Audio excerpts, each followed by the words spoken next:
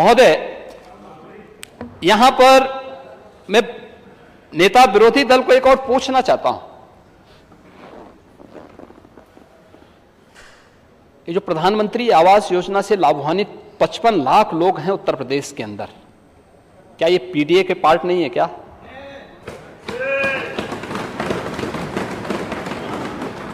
पचपन लाख लोग, क्यों नहीं इन्हें आवास मिला था? इसलिए नहीं क्योंकि वो दलित थे,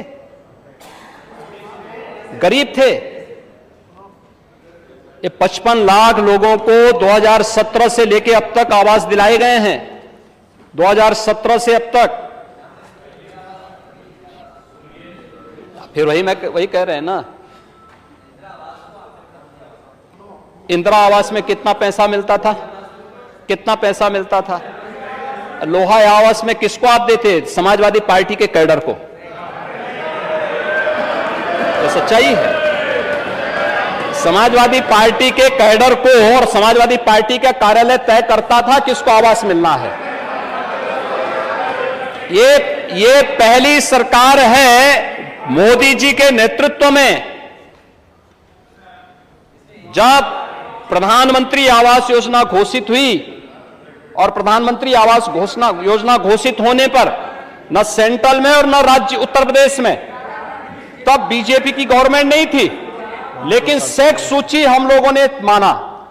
ये सर्वे जब केंद्र में कांग्रेस की यूपीए की गवर्नमेंट थी और प्रदेश में सपा की सरकार थी, सेक्स सूची आई थी, हमने उसी सेक्स सूची को स्वीकार किया और फिर हमने उसी के अनुसार मकान देने प्रारंभ किए। और महोदय 17 से लेके अब तक,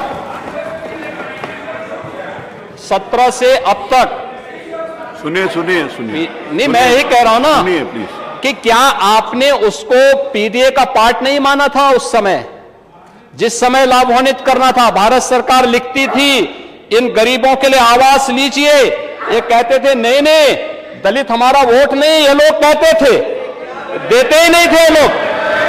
और परिणाम क्या है? और वह यानी लगभग केंद्र में मोदी जी के नेतृत्व में सरकार बनने के बाद लगभग 2.5 वर्ष ये लोग सरकार में रहे। योजना लागू ही भारत सरकार लिखती थी, इन्होंने नहीं दिया। और 17 में जब डबल इंजन की सरकार आई, 55,20,000 लोगों को एक एक आवास मिला है, जिसमें से 44,93,000 आवास अब तक बनकर के तैयार हो चुके हैं, गृह प्रवेश हो चुका है। ये लोग दलित और पिछड़ों की बात करते हैं, अल्पसंख्यकों की बात करते हैं महोदय। और यही नहीं, डबल इंजन सरकार ने एक और काम किया है। प्रयागराज में भी एक भूमाफिया की जमीन को मुक्त करा करके 76 गरीबों को वहां भी आवास दिया है, जो एक विशिष्टता है। इसी का परिणाम है।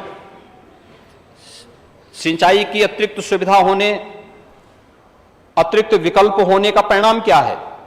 देश के कुल कृषि योग्य जो भूमि है, वो 11% भूमि उत्तर प्रदेश के अंदर है। देश की आबादी का 16% आबादी उत्तर प्रदेश में निवास करती है, लेकिन देश की कुल खाद्यान्न आपूर्ति यानी खाद्यान्न का जो उत्पादन है उत्तर प्रदेश में 20% होता है। यानी 11% कृषि योग्य भूमि पर उत्तर प्रदेश का अन्नदाता किसान 20% अन्न उत्पादन करता है। और 20% अन्न उत्पादन का मतलब यह दिखाता है कि उत्तर प्रदेश के किसान ने अपने परिश्रम से, अपने पुरुषार्थ से उत्तर प्रदेश को आगे बढ़ाने में अपने स्तर पर किसी भी प्रकार की कोताही नहीं की। सरकार लगातार इस दिशा में अपने स्तर पर प्रयास कर रही है कि किसानों को अधिक से अधिक सुविधाएं दे सकें। और इस दिशा में जो सरकार के स्तर पर अब तक प्रयास प्रारंभ हुए हैं, इसमें अगर हम बाढ़ और सूखा से संबंधित बात करें, प्रदेश ने गत वर्ष की तुलना में अगर आप देखेंगे, इस वर्ष ही अब तक प्रदेश ने उन किसानों को मुआवजा देने का कार्य प्रारंभ किया है जो पहले चरण में आपदा की चपेट में आए हैं और उन्हें अभी तक किसान ने मुआवजा देने की कार्रवाई प्रारंभ कर दी है। और इस सरकार लगातार इस दिशा में 2017 से ही कार्य कर रही है। अगर हम देखेंगे 2017 में 61,320 किसानों को लगभग 60 करोड़ रुपए का मुआवजा, यानी सूखा या बाढ़ के कारण जिन किसानों को नुकसान हुआ था वो मुआवजा सरकार ने उपलब्ध करवाया था।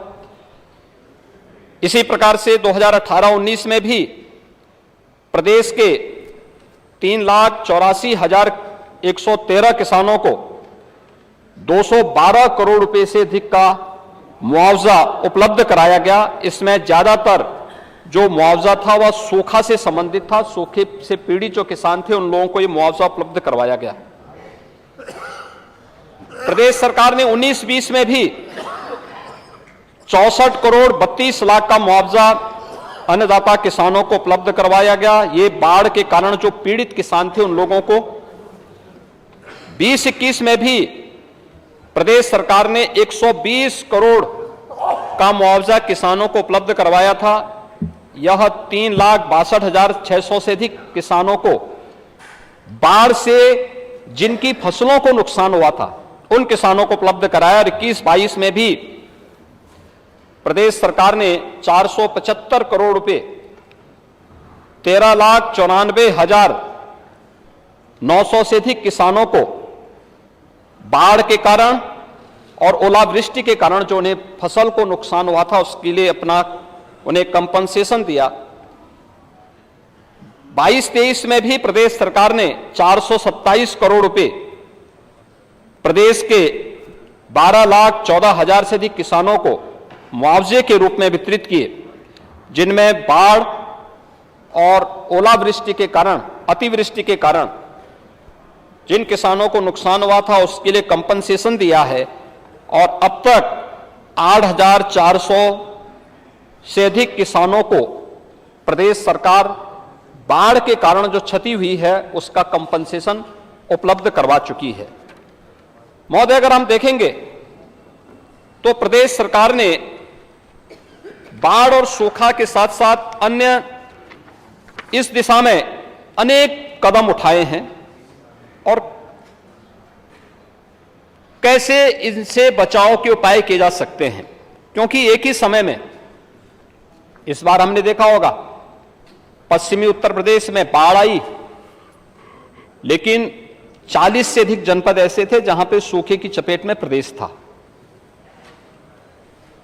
काफी बड़े भूभाग में किसान बारिश के लिए इंतजार करता रहा, लेकिन बाद में बहुत सारी जगह सिंचाई विभाग ने अपने स्तर पर प्रयास किए, पावर कॉर्पोरेशन ने अतिरिक्त बिजली सप्लाई करने की कार्रवाई प्रारंभ की। इस संबंध में शासन स्तर पर बैठकों का दौर प्रारंभ हुआ। नोडल अधिकारी और प्रभारी मंत्रियों ने जनपदों के दौरे प्रारंभ किए और परिणाम धीरे धीरे करके ये प्रक्रिया आगे बढ़ती गई और आज प्रदेश सरकार ने इस दिशा में जो प्रयास प्रारंभ किए उस दिशा में जो कार्य प्रदेश सरकार ने किए, बाढ़ पीड़ितों की राहत के भी जो कार्य किए गए, जिन क्षेत्रों में बाढ़ आई पहली बार हुआ है 2017 से। मुझे याद है 2017 में जब मैं लखीमपुर खीरी के गांव में और सीतापुर में भी एक गांव में बाढ़ पीड़ितों से मिलने के लिए गया था, तो बाढ़ पीड़ितों को राहत के लिए उस समय तक सूखे ब्रेड उपलब्ध कराए जाते थे।